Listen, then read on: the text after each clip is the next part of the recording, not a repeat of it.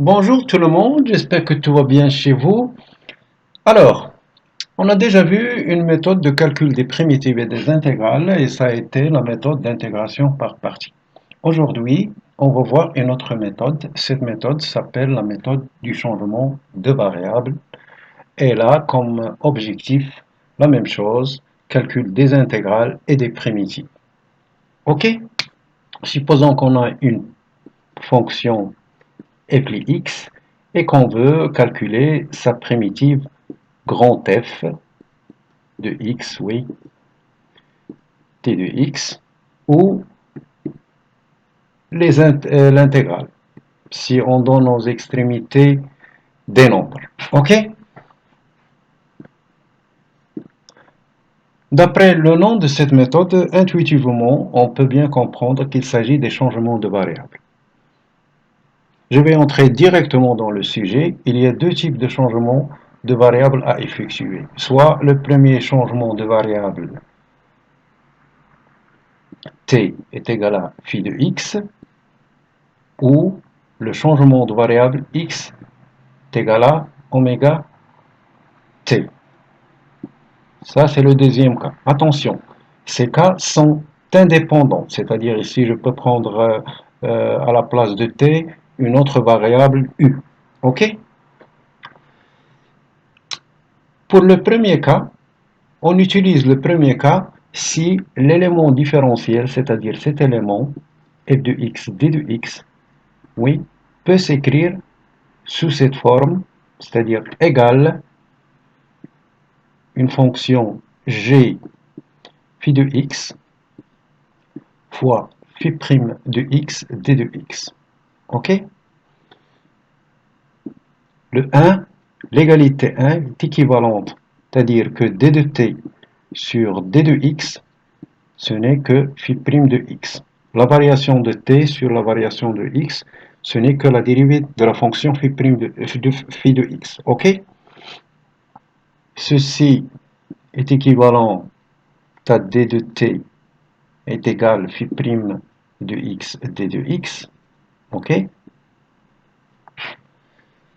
Autre chose, supposons que la primitive de la fonction g est connue. G de t, ça est égal à l'intégrale de gt dt. OK? Donc l'intégrale de f x d x, ça est égal quoi? Ça est égal à l'intégrale de g de phi de x, phi prime de x, d de x. Oui, ça est égal quoi? On remplace. Ça est égal à l'intégrale de g de t, d de t, ça est égal à gt plus une constante. OK? Donc, plus une constante ici. C1 ou C2, c'est la même chose. Donc, OK? Donc, f de x, la primitive f de x, dans ce cas, c'est quoi? C'est g de phi de x plus une constante c. OK? Donc voilà. Ça, c'est pour le premier cas. Pour le deuxième cas,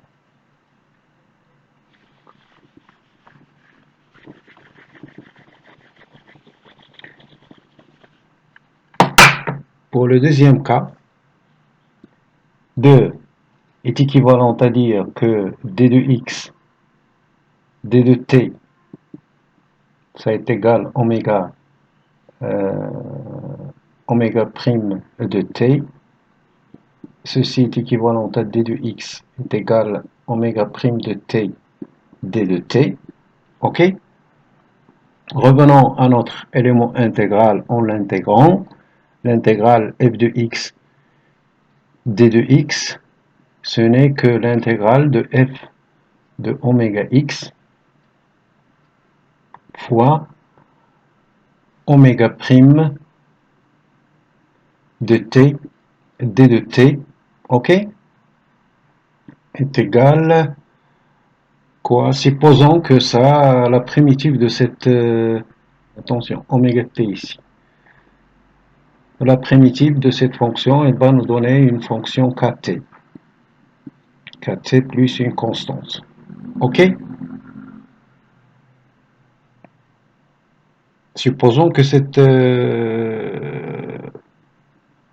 primitive est connue.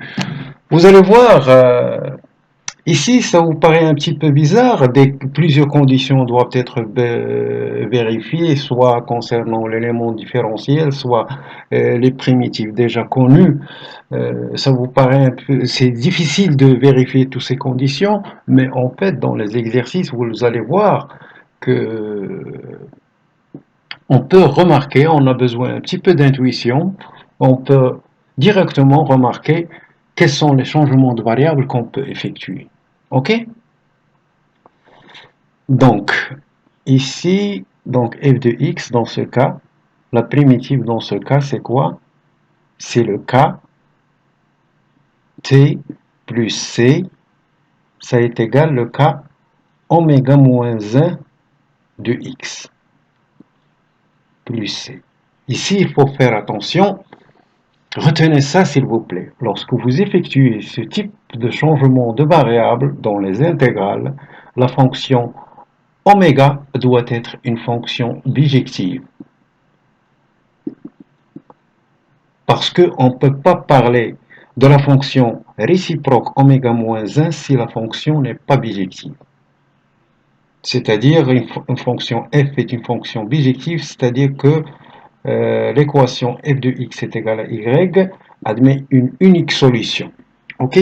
J'ai déjà défini qu'est-ce que ça veut dire une fonction bijective. Vous pouvez voir la vidéo concernant la bijectivité des fonctions.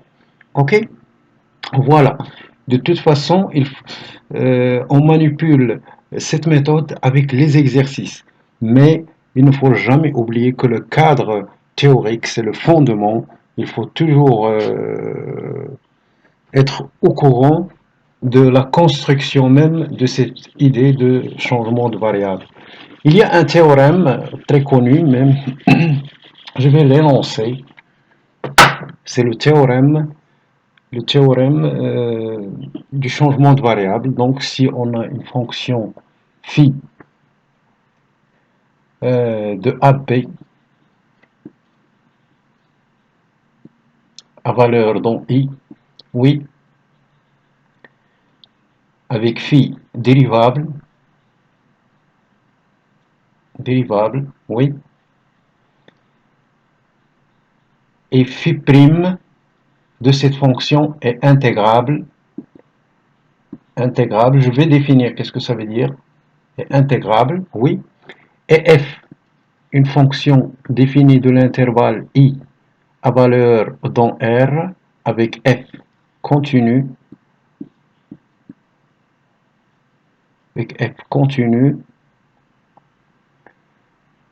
donc l'intégrale de f x dli x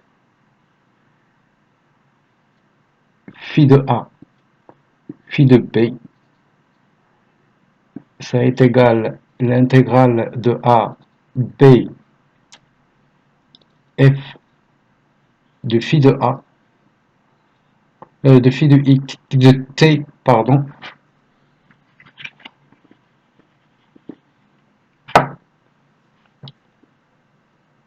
phi de t, f de phi de t, phi prime de t, d de t. Ok? Intégrable, phi prime ici intégrable, ça veut dire que l'intégrale de la valeur absolue de phi prime, oui, l'intégrale, cette intégrale, ça existe. C'est-à-dire qu'elle appartient à R. C'est un nombre. OK? F continue, les fonctions continues sont toujours sur les intervalles. Sur les intervalles sont toujours intégrales. OK. Donc, si c'est les conditions vérifiées par phi et par f, donc on a ça. Et c'est ça le changement de variable. On a posé ici le changement de variable x est égal à phi de t. Voilà. Donc voilà. De toute façon, je vais faire des exercices où vous allez le manipuler. Cette notion de variable, de changement de variable, on l'utilise ici aussi pour les intégrales doubles, triples. C'est-à-dire que c'est une méthode, mais pour entrer au fond de cette méthode, euh, c'est une construction topologique et d'intégration vraiment très très très approfondie. Mais pour l'instant, retenez qu'à l'aide de cette méthode et la méthode d'intégration par partie, on peut calculer les intégrales. Ce sont des méthodes qui nous aident pour calculer les intégrales. Et voilà. Donc pour l'instant, mes chers, je vous laisse. Euh, je vais faire des exercices là-dessus. Je vais utiliser les deux changements de variables qu'on a fait, soit avec le oméga, soit avec le phi. OK? Donc ciao.